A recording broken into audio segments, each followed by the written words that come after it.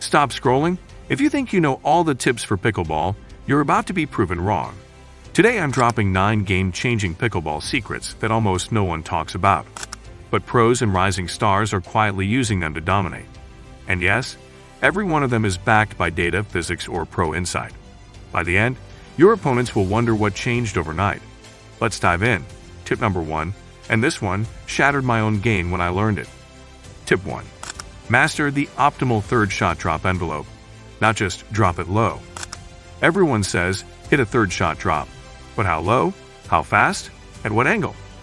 A 2025 academic model studied the physics of the third shot drop and found there's a sweet zone of speed and angle.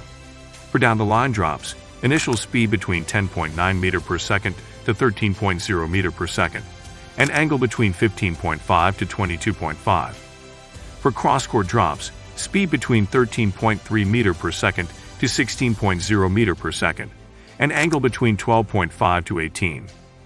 Spin turned out to be less critical than many players assume.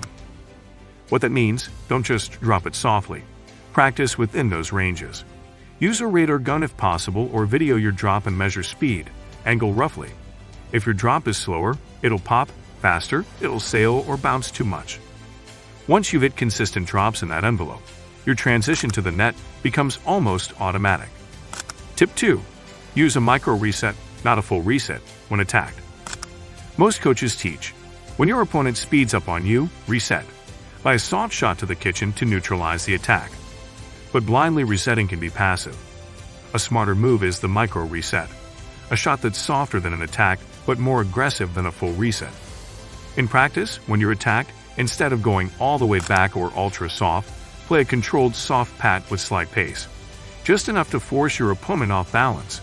If the opponent misjudges your micro reset, you can seize control on the next shot. Use height and depth unpredictably. Primetime Pickleball critiques the always reset when attacked mantra. Sometimes counterattacking is correct when you have high hand contact. This tip keeps you from being too nice on defense. You stay dangerous. Tip 3. Neutralize the red zone. Never attack balls between your feet and knees at the net. When you're at the non-volley zone, NVZ line, many players try to smash anything that comes low between their legs or near their body. That's the red zone, the area between your feet and knees. It's a high-risk zone. Trying to attack there forces you to hit upward, leaving you vulnerable. Instead, treat balls in that zone as reset or angle shots, not attacks. Experts argue that attacking low balls like that is a low percentage play. What to do? Instead of trying to crush them, dink or angle them off to your opponent's weaker side, or even slice them low. Hold your position at the line. Don't retreat or overextend. You'll see far fewer unforced errors, and your consistency will soar. Tip 4. Compact your swing, minimize backswing, and let contact be in front. We often overthink big swing equals power, but in pickleball that's a trap. Professionals often use very compact, minimal swings, especially at the net. Here's what to aim for. Keep your paddle close to your body in ready position. Avoid lengthy backswing. Most of your power should come from wrist snap and body rotation. Ensure contact is slightly in front of your body's midline, not too close or behind. That gives better control and timing. After contact, quickly return the paddle to ready position, recover fast. This not only improves your ball control but disguises your shot better. Hard to read spin or speed when your swing looks minimal. Over time, your reaction speed increases and mistakes drop sharply. Tip 5. Play with those better than you, then drill with purpose.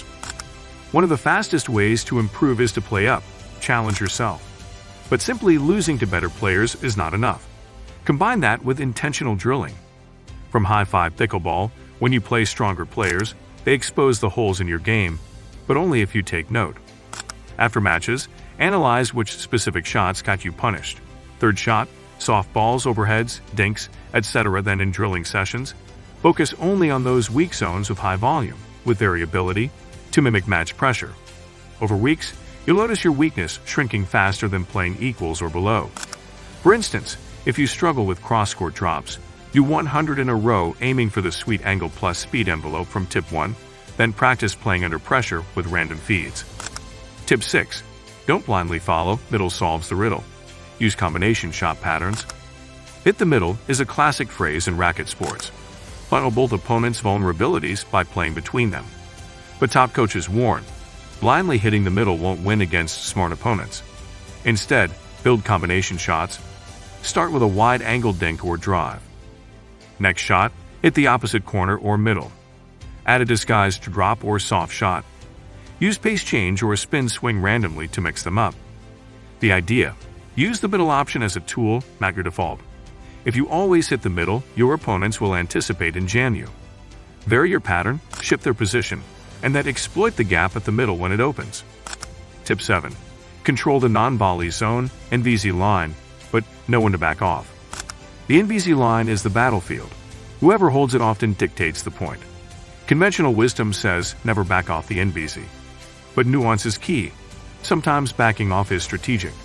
When to hold. If the ball is low and soft, maintain your line. If your opponent pops a ball or sets up a high bounce, you might back off just enough to regain a better contact point. If you miss contact and leave a pop-up, jump back to avoid getting smashed.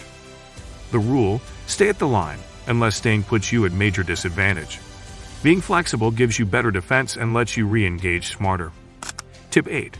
Become comfortable in the transition zone, the new no man's land. Many think the area between baseline and NVZ is disastrous territory, no man's land. But modern play says you must be comfortable there for short periods. Why? You might need time to reset after a weak shot. You may need to absorb an incoming drive before stepping in. You can build angles or set up for a drop from midcourt. What to practice? Work short drives and drives from the midline. Practice drop shots from midcourt again that land near the kitchen. Move in quickly but with balance.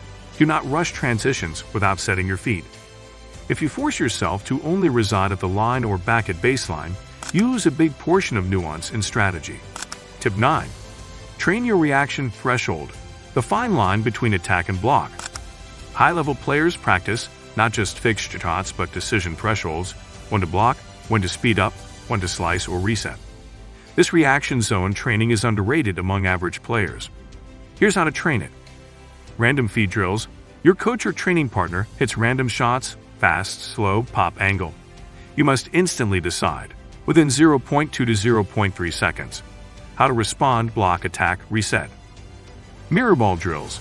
Use two small foam or light balls in parallel rallies to force dual decision-making. Video pause drills. Take a video match, pause at each opponent's shot, and call out your next move, attack, reset, block, drop. Then unpause and watch whether your decision would work. This threshold training helps you avoid reactive errors, swinging when you should block or blocking when you have the chance to attack. Over time, your instinct sharpens and you'll play smarter under pressure.